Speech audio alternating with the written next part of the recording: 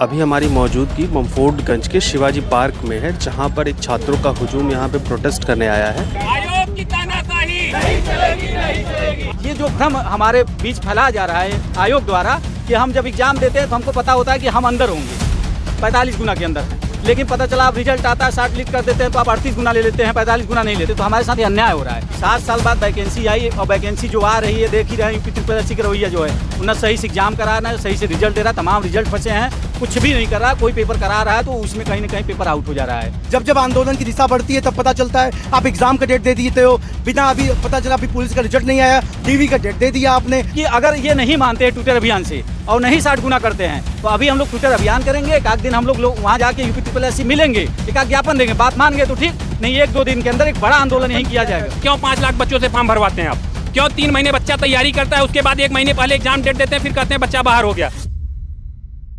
नमस्कार, मेरा नाम राजन कश्यप, आप देख रहे हैं बतंगड़। अभी हमारी मौजूदगी ममफोर्डगंज के शिवाजी पार्क में है, जहां पर एक छात्रों का हुजूम यहां पे प्रोटेस्ट करने आया है, जिनकी मांग है कि बीते दिनों में जितने भी पेपर्स लीक हुए हैं उनकी रणनीति आगे क्या होगी, किस तरह से सरकार पर दबाव बनाया जाए कि आगे के पेपर लीक ना हो। और लेखपाल में जिस तरह की अनियमितताएँ देखी गई थी उसको लेकर के यहाँ पर रणनीति बनाने की कोशिश हो रही है कि अगला उनका आगे का कदम क्या होगा सरकार पर दबाव बनाने के लिए और अपनी मांग को पूरा करवाने के लिए। आइए छात्रों से जानते हैं। आयोग की तानाशाही नहीं चलेगी, नहीं चलेगी। आयोग की तानाशाही नहीं चलेगी, नहीं चलेगी। छात्र एकता जिंदाबाद, जिंदाबाद, जिंदाबाद, छात्र एकता जिंदाबाद, जिंदाबाद, जिंदाबाद, छात्र एकता जिंदाबाद, जिंदाबाद, जिंदाबाद। ये जो भ्रम हमारे बीच फैलाया जा रहा है आयोग द्वारा कि हम जब एग्जाम देते हैं तो हमको पता होता है कि हम अंदर होंगे 45 गुना के अंदर हैं, लेकिन पता चला आप रिजल्ट आता है 60 लिख कर देते हैं तो आप 38 गुना ले लेते हैं, 45 गुना नहीं लेते। तो हमारे साथ ये अन्याय हो रहा है। तो इसलिए हम बार बार कहना चाहते हैं कि आप ये तय करिए कि कितने गुना बुलाएंगे, और नहीं बुलाएंगे तो इस बार जो है 60 गुना लड़कों को आप अंदर लीजिए, उनको परीक्षा देने का मौका दीजिए।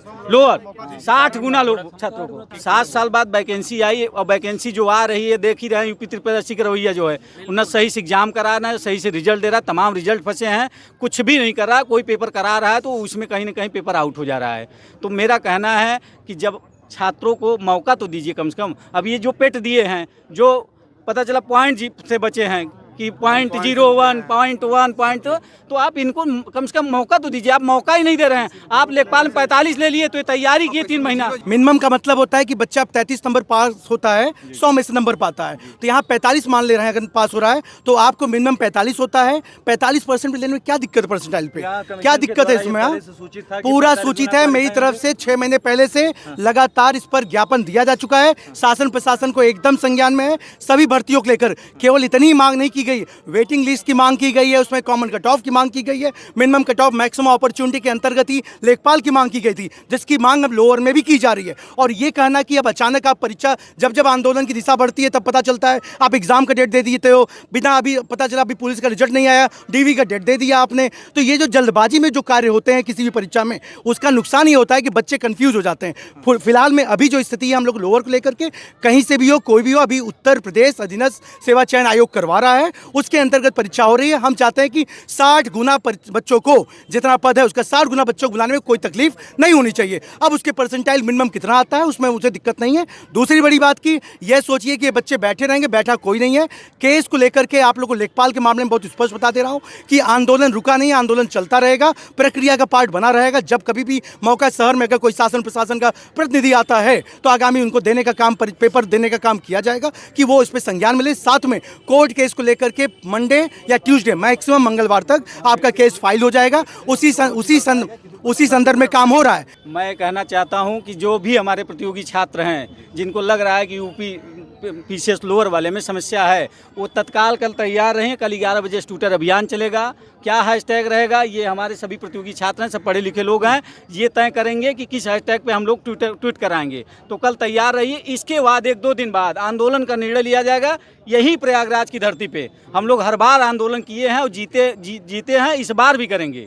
और जीतेंगे, क्योंकि बार बार आप अन्याय करेंगे और ये कहिए कि पुलिस को खड़ा करके आप जीत लेंगे जेल भेज के, तो ये नहीं हो पाएगा। इस बार हम लड़ेंगे और हम 60 गुना करा के मानेंगे। आंदोलन की डेट क्या होगी? आंदोलन की डेट देखिए अभी तय नहीं हुई है। आंदोलन कल हम लोग ट्विटर अभियान चलाएंगे। ट्विटर अभियान के बाद 1-2 दिन बाद हम लोग 20-21 में जो भी तय होगा उसको बताया जाएगा। जरूरत पड़ी तो आप लोग यूपी का भी घेराव कर सकते हैं। नहीं, यूपी का भी घेराव कर सकते हैं, कुछ भी कर सकते हैं, लेकिन हम यहीं प्रयागराज की धरती पे आंदोलन करेंगे। ये मैं बार बार कहना चाहता हूं सभी साथियों से, क्योंकि अगर ये नहीं मानते ट्विटर अभियान से और नहीं 60 गुना करते हैं तो अभी हम लोग ट्विटर अभियान करेंगे। एक आध दिन हम लोग वहां जाके यूपी मिलेंगे, एक आध ज्ञापन देंगे, बात मान गए तो ठीक, नहीं 1-2 दिन के अंदर एक बड़ा आंदोलन यहीं किया जाएगा। यूपी पहले ये बताए कि उसका मानक क्या है।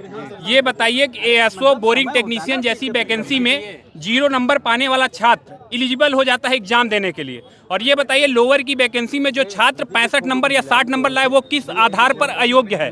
दूसरी चीज, लोअर पीसीएस की वैकेंसी 7 साल बाद आई है और मात्र 1 लाख अभ्यर्थी लोअर पीसीएस की वैकेंसी लोअर की परीक्षा देंगे। क्या हम लोग अयोग्य? और इसके पहले आपने अन्य जो एग्जाम कराए, आपने अधिकतम 60 गुना तक अभ्यर्थियों को बुलाया है। लेखपाल में आपने तात्कालिक जो लेखपाल का एग्जाम था उसमें बोले जूनियर असिस्टेंट जैसे एग्जाम में आपने 60 गुना अभ्यर्थियों को बुलाया है। तो पहली बात तो ये कि लोअर में भी 60 गुना अभ्यर्थियों को बुलाया जाए और ये हम लोग के साथ अन्याय न किया जाए। हम लोग कल ट्विटर कैंपेन करेंगे, उसके बाद हम लोग 1-2 दिन में बड़ा आंदोलन यहाँ से करेंगे। यूपी की चाल चरित्र में ये फिक्स नहीं है कि किस बिल्कुल किस अगर आप यही बता दें, मैं कहता हूँ कि अगर आप कट ऑफ आप पहले ही बता देते, क्यों 5 लाख बच्चों से फॉर्म भरवाते हैं आप? क्यों 3 महीने बच्चा तैयारी करता है, उसके बाद 1 महीने पहले एग्जाम डेट देते हैं, फिर कहते हैं बच्चा बाहर हो गया? किस आधार पर? ये बताइए कि 0 नंबर वाला छात्र एएसओ बोरिंग टेक्नीशियन में, वो भी लोअर की तरह वैकेंसी है, उसमें वो योग्य है। और ये बताइए 60 नंबर वाले लाने वाला छात्र वो अयोग्य हो गया लोअर के लिए। ये किस आधार पे आप डिसाइड कर रहे हैं? ये शासन प्रशासन माननीय मुख्यमंत्री महोदय आयोग के अध्यक्ष से हमें ये मतलब ये जानकारी नहीं है किस आधार पे ये इनका चयन कर रहे हैं और किस आधार पे। जब आप अभी तक 45 गुना 60 गुना अभ्यर्थियों को बुला रहे हैं तो लोअर में क्यों आपने सिर्फ 39 गुना अभ्यर्थियों को बुलाया? किस आधार पे आपने बुलाया? क्या मानक रखा है आपने? मानक ये है कि ताकि कम से कम छात्र रहेंगे ताकि ये विरोध ना कर पाए, आप किसी भी तरीके की धांधली कर सके। आपका यही मानक है ना? यही मानक आप दिखाना चाहते हैं?